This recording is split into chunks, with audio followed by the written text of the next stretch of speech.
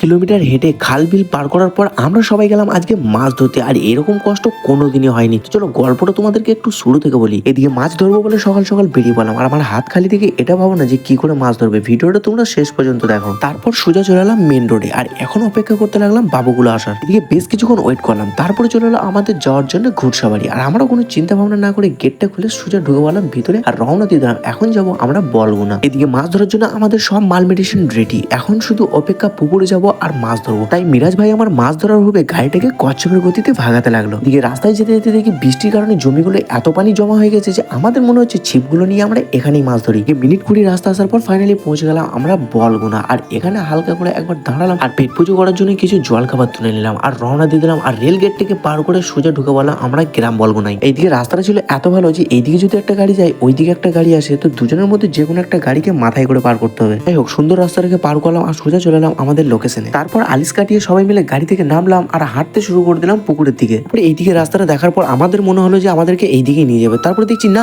আয়ের আমাদেরকে নিয়ে যাচ্ছে প্রাইমারি স্কুলের ভেতর দিয়ে। এরপর আমার মনে হচ্ছে যে আমরা মাছ ধরতে যাচ্ছি না নতুন করে আবার পড়া শিখতে যাচ্ছি। তারপরে এই খাল বিলগুলো দেখে মাথা খারাপ হয়ে গেল। আমরা এইদিকে সোজা রাস্তায় ঠিক করে হাঁটতে পারি না, তাহলে এই রাস্তায় আমরা কি করে হাঁটি বলতো। কিন্তু কিছু করার নেই, কিছু পেতে গেলে তো কিছু দিতে হয়, এটা তো সবাই জানো। তাই মাছ যখন ধরতে এসেছি মাছ আমরা ধরবই। এই মাছ ধরার জোশে খাল বিল পাহাড় পর্বত মারিয়ে চলে এলাম আমাদের মেন লোকেশনে। আর এটা ছিল আমাদের মাছ ধরার জায়গা। কিন্তু এতটা রাস্তা আসার পর খুব কষ্ট পেলাম, তাই চুপটি করে বসে পড়লাম একটা জায়গায় কিছুক্ষণ রেস্ট নেওয়ার জন্য। তারপর আমরা লেগে গেলাম মাল মেডিসিন গুলো রেডি করতে। আর এইসব মাল মেডিসিন দেখার পর আমার মনে হচ্ছে যে আমরা মাছ ধরতে এসেছি না দ্বিতীয় বিশ্বযুদ্ধ করতে এসেছি। যাই হোক সবকিছু রেডি করার পর মাছগুলোকে নাচানোর জন্য ইসরায়েল ভাই আমাদের চার ফেলতে লাগলো। তারপর সবাই নিজের নিজের পজিশনে নিজের নিজের অস্ত্র নিয়ে বসে পড়লো। যেমন মিরাজ ভাই নিয়েছে 3টে হুইল আর ইসরায়েল ভাই আমি দুজন দুটো হাত ছিপ। এদিকে ছিপগুলো ফেলে দেওয়ার পর আমরা ওয়েট করতে লাগলাম মাছে কখন টোপ ধরবে। আর তোমরা তো জানো যে মাছ ধরতে কতটা ধৈর্য লাগে। আর হ্যাঁ, এটা তারাই বুঝবে যারা আমার মতো মাছ ধরতে ভালোবাসে। এইদিকে বেশ কিছুক্ষণ ওয়েট করার পর প্রথম হিট করলো আমাদের ইসরায়েল ভাই ছোট্ট একটা মিরিং মাছ দিয়ে। আর এরকম করে পরপর দুটো মাছ তোলার পর নেমে পড়লো সেই লেভেলের পানি। আর হ্যাঁ, পুরো ভিডিওটা দিলে অনেকটা লং হয়ে যাবে আর তোমরা দেখতে বোর হয়ে যাবে, তাই পরের ভিডিওতে কতগুলো মাছ পেলাম সেটা দেখাবো। তো আজকেকার মতো এখানেই শেষ, দেখা হচ্ছে নেক্সট একটা ব্লগে।